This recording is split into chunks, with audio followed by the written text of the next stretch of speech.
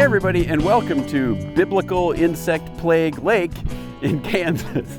It's beautiful if you don't have to endure these swarms of whatever those are that are attacking us. Anyway, it will come as no surprise to any of you that I like tools. And I've done videos before on what's in my toolkit. In fact, I've done that one twice because the toolkit has changed over the years. But one thing I've not done, you may also know that we're cyclists. So one thing I've not done is a video on the cycling tools that we use on the road. And so that ends today. I recently updated some of my tools. We're gonna do a quick video about what I bring to be able to do cycling minor repair on the road. And it starts around the back of the RV with my workstand. So let's go over there. Okay, so things start here on the back with my workstand. Now, what we've got here is something, and I just got it on Amazon, and I apologize, I don't know the brand, but I'll get you a link.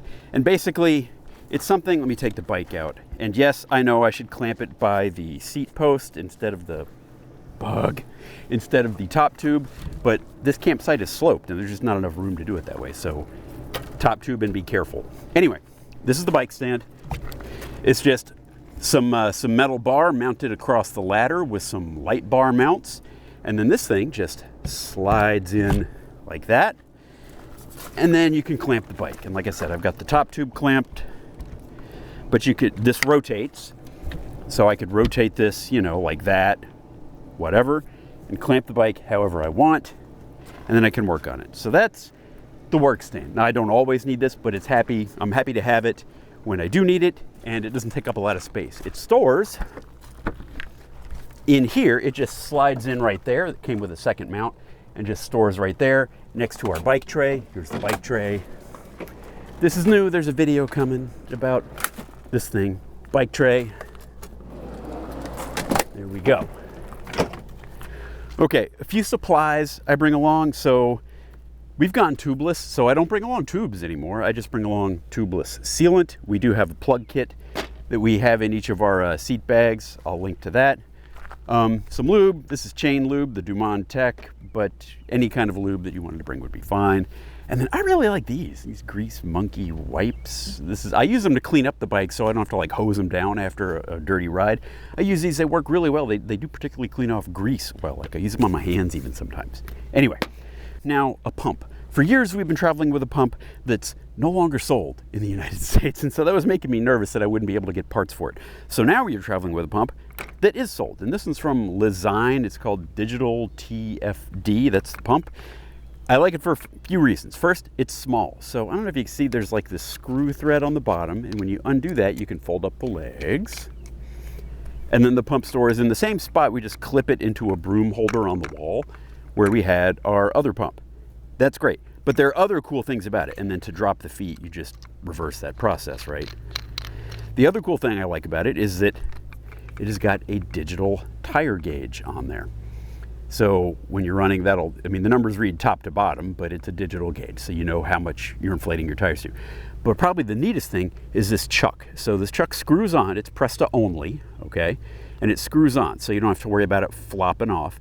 And then once you get your tire to pressure, you can just stop pumping, and then there is a release valve, and that will release the pressure here. And what that means basically is you don't get that blowback, that psst, when you pull off the chuck off of a regular bike pump, you don't get that blowback. And so you get just the pressure that you wanted in the tire. So that's the pump. We like it. We'll link to that one too. Okay, and the actual toolkit. I have done a lot of simplification of my toolkit recently. And basically I narrowed it down to 3 products from Wera tools that I keep in my toolkit. It used to be I had like the cast-offs from my home bike toolkit, and so it looked kind of like a junk drawer in here, and I was always like rooting around trying to find things. Wera tools, I've got just 3 items, and this is all I take. So the first of them is this one, Bicycle Set 3A. And so this has, in addition to, we've got like the smallest socket wrench I've ever seen in my life, but it's plenty strong, especially for anything you're gonna do on a bike. And then a whole lot of bits of different sizes, everything you might need for a bicycle. So we've got a bunch of Torx, we've got a 1/4-inch hex drive, we've got, round bits, Phillips bits, etc. So that's all the bits on the bottom half of this, and it stores down pretty small. Bottom half of this, we've got metric sockets. Everything on bikes is metric. Metric sockets from 5.5 up to 15. And then we've got a quick change chuck right there. And then a screwdriver handle even. It pops off on the side. So that is, oh, but that's not all it came with. It actually came with this other little packet. This thing that you could basically, if you wanted to throw this in a jersey pocket and take it on a ride, you could. There's like CO2 cartridge snaps on the bottom, or Velcro, not Velcro, elastic on the bottom. And then it came with 2 tire levers. Again, being tubeless, we don't need these much, but inside the tire levers, this one, I don't know if you can tell, that is actually a Presta valve core removal tool. And then this one, if you needed to hold something steady, that's another 1/4 inch hex bit. So you could like have 2 of them and hold one thing while you turn the other. So fantastic thinking on the tire levers. Now there's an extension here, that's fine. And then there's this little chain to hold the chain bit together. I don't know if you caught this on here. You actually have a chain pin tool, right? So you could repair a chain. So there we go. That's bicycle set. It came in this box. Bicycle set 3A from Wera Tools. That's like 90% of everything I've got in my bike toolkit is just that one item. So that's bicycle set 3A. The next thing I got is a pedal wrench. Now you wind up using a pedal wrench all the time, and most of them are like cheap stamped steel that may have like a bottle opener on the end of it or something like that. I wanted one that felt like a quality tool. I could use it and go, I am happy to have nice tools. And so I got a Wera Joker pedal wrench. Now, this came in an entire set of wrenches, Wera Joker wrenches, bicycle set 12. And I brought this along just for the show and tell, but on the road, I only take the 15 millimeter, the pedal wrench. But we've got a whole set, and they're all metric, all the way down from 6 millimeters up to 17. So these are very nice. And they're color-coded. I don't know that I'll ever memorize what color is what, but I know the pedal wrench is the one that doesn't have much of a color at all. It's just silver. Anyway, pedal wrench stays in the kit. These will stay at home with my bike tools at home.